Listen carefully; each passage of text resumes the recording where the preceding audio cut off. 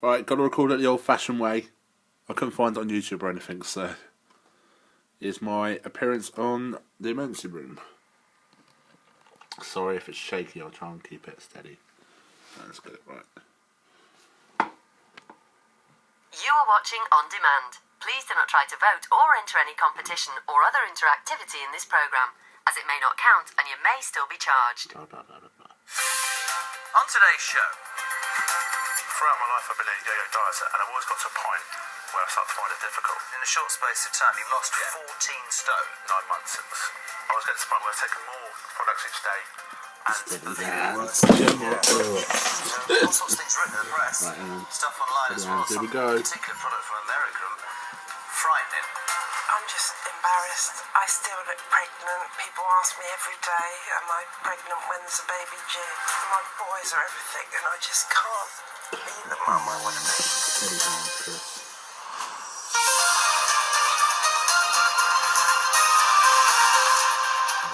Good afternoon and welcome to the emergency room. Now, I want to start today with a case that I think a lot of people will be able to relate to. Chris is in the main treatment room with his fiancée Mary and Dr. Ian. This guy used to be addicted to diet pills. Come with me.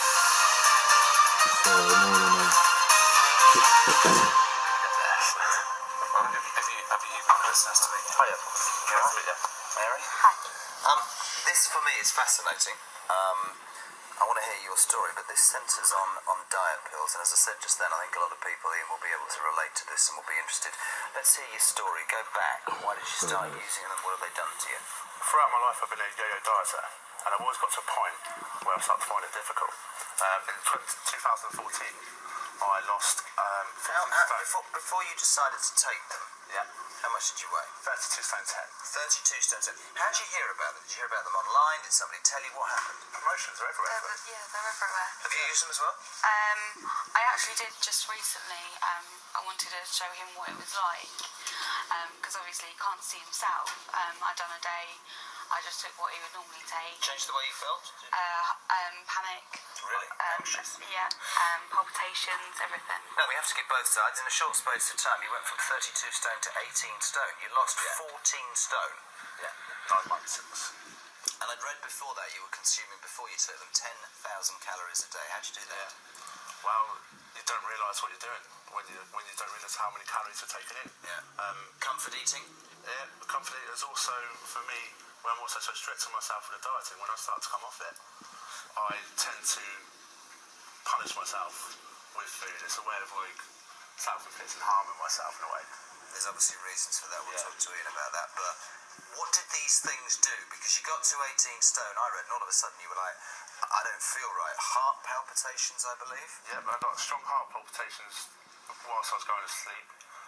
After exercise, my face would drop, and sometimes during, especially if I was lifting heavy weights, I would get a very strange sensation in my cheeks, and my face would drop, and my eyes would twitch and go bright red. What was he like? Because I read this was not a great time for you two, because he was up and down, wasn't he?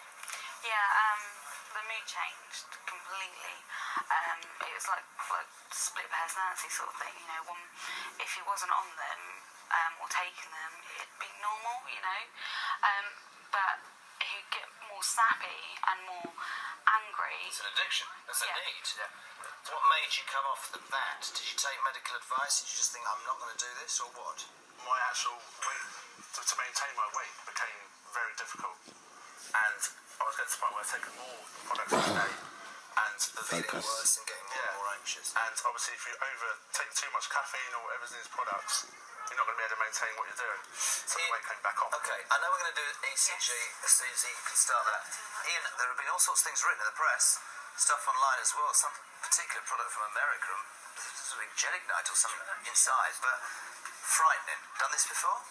Yeah, the problem with diet supplements like this is, well, first of all, there's virtually no clinical evidence that they work. Right. What we do know, which is what's very clear, is that they can often be harmful. You know, they're sold with the great promise of safe, effective weight loss, but they use cheap plastic products like high doses of caffeine to stimulate you, to make you feel more energetic. So sure, you will lose weight, but it comes with side effects, and also it doesn't achieve a long-term solution. That So nurse it's loved That, it. isn't it? It's not actually dealing with it. it's not dealing with it, it's Obviously. treating it at a superficial level. And in terms of this gentleman's, what he said, heart palpitations, God this damn. real addictive need, horrible, not healthy at all. Well, government recommendations up to 200 milligrams of caffeine a day is the tops. We were on 600 plus every day, and that comes with heart racing, palpitations, tremor, irritability, sleeplessness, all sorts of problems. In terms of the overall view of these things, you're saying they can be dangerous, these sorts of They pills? certainly can be dangerous. Some products have got really dodgy substances in them that are not advertised, that we know are distinctly risky. Would a medical person, would a doctor, would a GP ever say to somebody who's, struggling with their weight, use those as part of a system, or would they never be recommended?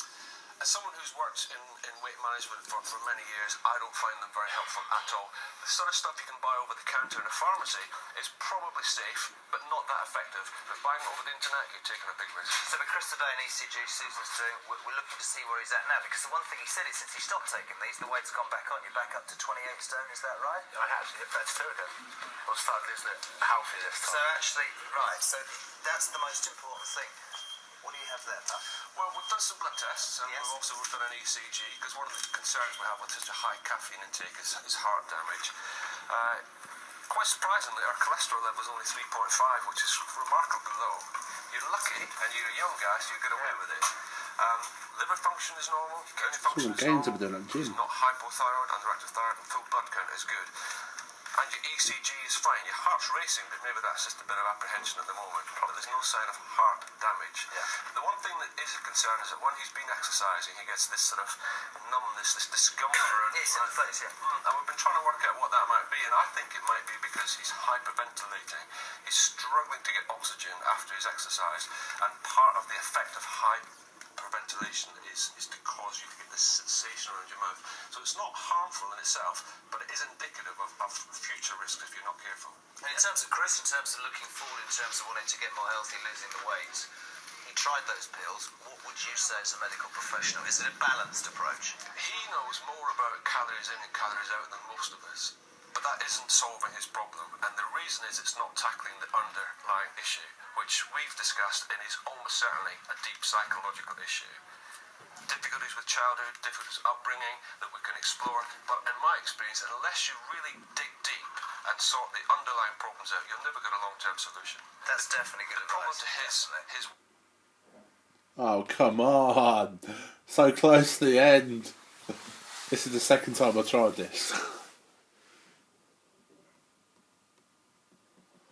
I think there's about 5 seconds left anyway. That's definitely good The problem advice. to his weight problem is more in his head rather than in his stomach. Can I just make a point as well, and I really appreciate you coming, because I think it's a very important case to talk about. I think you take our advice, and Dr. Ian will talk to you about doing it in a slightly different way. You'd say this guy was lucky, to be fair. Did. I Shout out can't to- get into a big debate about what pills do this, that and the other, but from a professional point of view, you talked about his cholesterol. It could have been so markedly different. Yes. He lost an enormous amount of weight to these pills. They had distinct side effects. He's now doing it in the correct way. What would your message be to people watching this? The only way to lose weight safely and effectively is by moderating your dietary intake, increasing your physical activity, not using supplements, and dealing with the issues that lead you into those behavioural patterns in the first place. In other words, dealing with the psychological and emotional drivers of your weight gain. Fantastic, Ian. Listen, really appreciate you coming in. Take his advice and do it correctly. Nice to meet you as well. Thank you very much indeed, guys. Thanks, Ian. Recorded. Shocked to hear that everything's, considering, the amount you were doing as well. Yeah, for the moment, you get away with it because you're young. You're pretty different. Alright, I'll catch up. Hey, we're all done. Upload now.